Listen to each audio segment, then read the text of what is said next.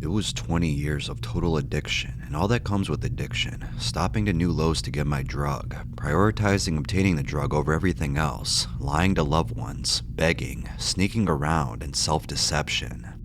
Described like that, it sounds like heroin addiction. No, folks, it's the legal substance known as nicotine. I started in 1986. It was a few days after my 15th birthday, and I remember it vividly. Up to that point, I saw teenage smoking as a revolting act of conformity and peer pressure. For a long time, I was above such impulses and scoffed at those other kids I saw sneaking around behind the school to puff at stolen cigs as if they were total badasses.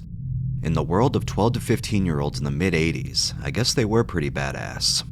I was a proud nonconformist until 15, when the peer pressure got the better of me. Smoking was viewed differently 20 years ago. Although there was a growing disdain for it, almost all the cool people smoked. Not just badasses, but artistic types, playboy types, rebels, and bohemians. Smoking was something that still had a certain air of cool to it. These were the days of Joe Camel, Tom Waits. You could still smoke in the subway. You could still smoke in many movie theaters. You could smoke on airplanes. My own parents smoked. I was assigned a project in school with the kid I was not friends with. He moved in different circles. He was friends with the kids who were already smoking weed and cigs at 13 years old and generally living in a haze.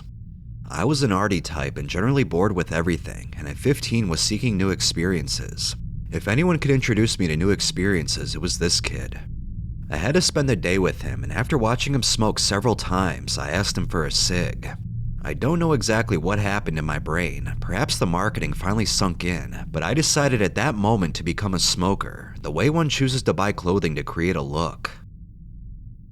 My first full cig, I inhaled it and saw blue stars explode in my vision. I was dizzy and high and loved it. I didn't feel sick and I didn't mind the taste. We pooled our money and bought a pack that we split when we went our separate ways that night. I still remember him saying something like, "I feel guilty about getting you smoking, you might get addicted."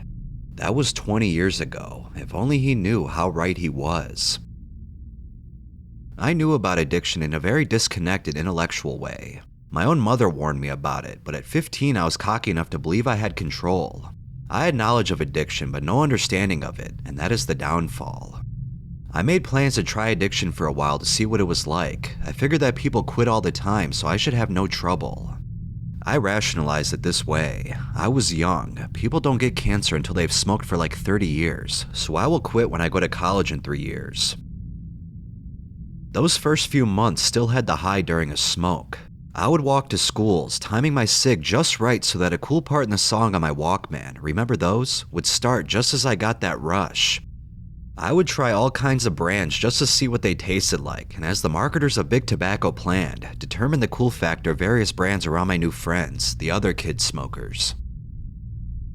After a while though, I started to feel a close fist within me when I went more than 4 hours without a smoke. Every cell in my body craved a cig. I could think of nothing else. Being an unemployed kid, I didn't have much money, so I resorted to begging my smoking friends for cigs or stealing them from my parents. I would come up with odd jobs to do around the house to get money to buy cigs. As a matter of fact, it was smoking that made me go out and get my first job. I was running out of things to do around the house and was starting to look suspicious that I suddenly needed money all the time. I got a part-time counter help job and suddenly had the ability to buy my own smokes. This deepened the addiction. Back then, there was no serious thought to quitting. When I had cigs, I had to go for broke. I had to maximize my purchases, like a heroin snorter moves a shooting to get the most bang for the buck. I moved to filterless Pall Malls, cartons of them. The more I smoked, the better. The harsher the smoke, the better. Filters just got in the way. By the time I was 17, I had a filterless 2-pack a day habit. I had long since observed a decreased lung capacity, a stink, yellow fingers, and bad breath.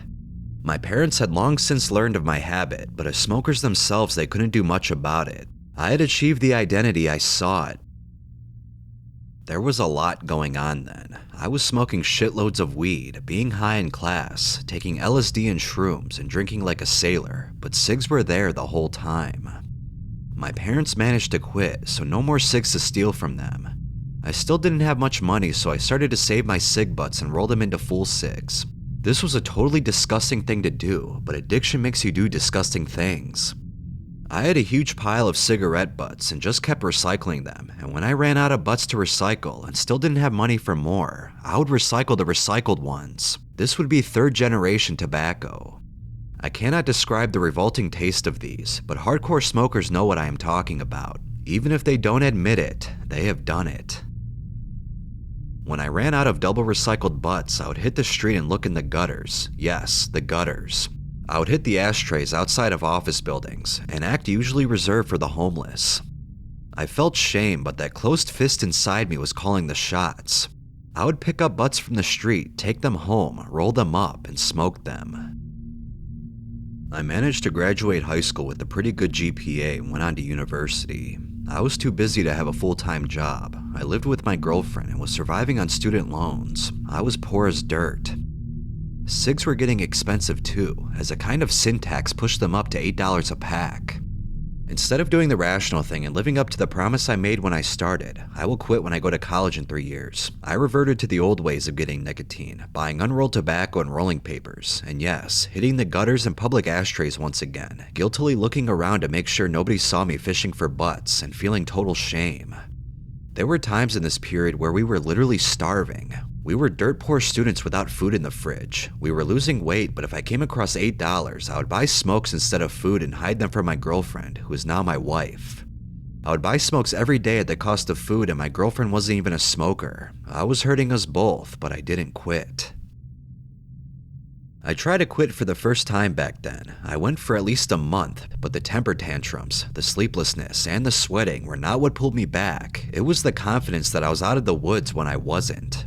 It was the belief that I could just have one occasionally that got me into the cycle I now understand but didn't at the time. University finished and I entered the workforce. I started to get stronger financial footing with each year, and this made smoking less economically difficult because I can now afford both smokes and food.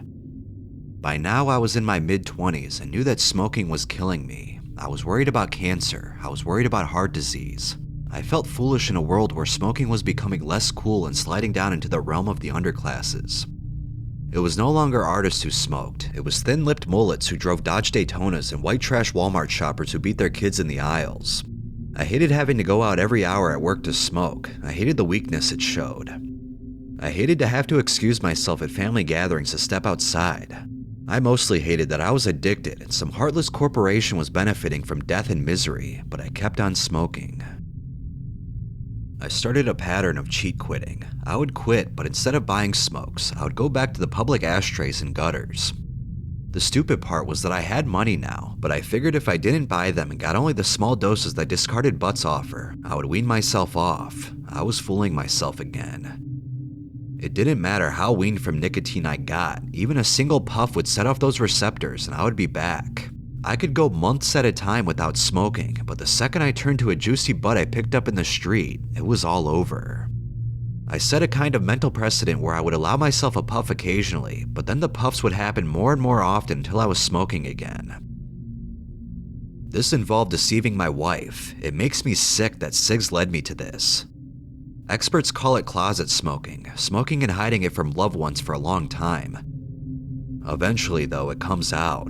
I can only hide it for so long, and the addiction always gets deeper over time. I couldn't admit to myself that I still smoked, even though I did.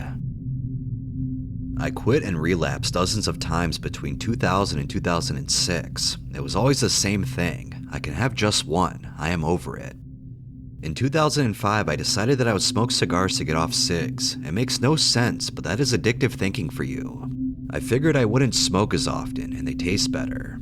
The nicotine withdrawal was actually less intense than cigars, but the tar was intense. I could feel my lungs turning black, and I was now in my mid-30s. My body simply doesn't bounce back the way it did at 15. Once again, I hid the cigar smoking from my wife, who thought I had quit nearly a year ago. Another deception I'm going to have to live with. Finally, almost a year ago, I quit. I had quit and relapsed so many times that I finally understood the pitfalls and was able to keep one step ahead of the addictive thought. I have accepted that I will always be a nicotine addict, even if I don't actually smoke. My brain has been permanently physically altered. I started smoking before puberty was over. I smoked for nearly all my adult life. I still get cravings. I can handle those, they pass, but sometimes I get the thought without the craving, and that's the most insidious. So far, so good. I could go on about how much better I feel physically, but I won't. It's not what keeps me off the nicotine these days. What keeps me off is that I no longer want to live an addict's life.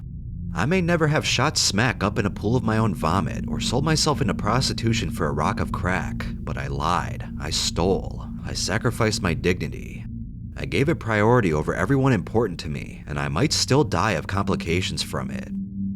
I will always be a cancer and stroke risk. Nicotine addiction is just as difficult and just as self-deceptive as any addiction out there, and some experts say it's also the hardest to quit. Don't be fooled by its legality and place in Hollywood iconography.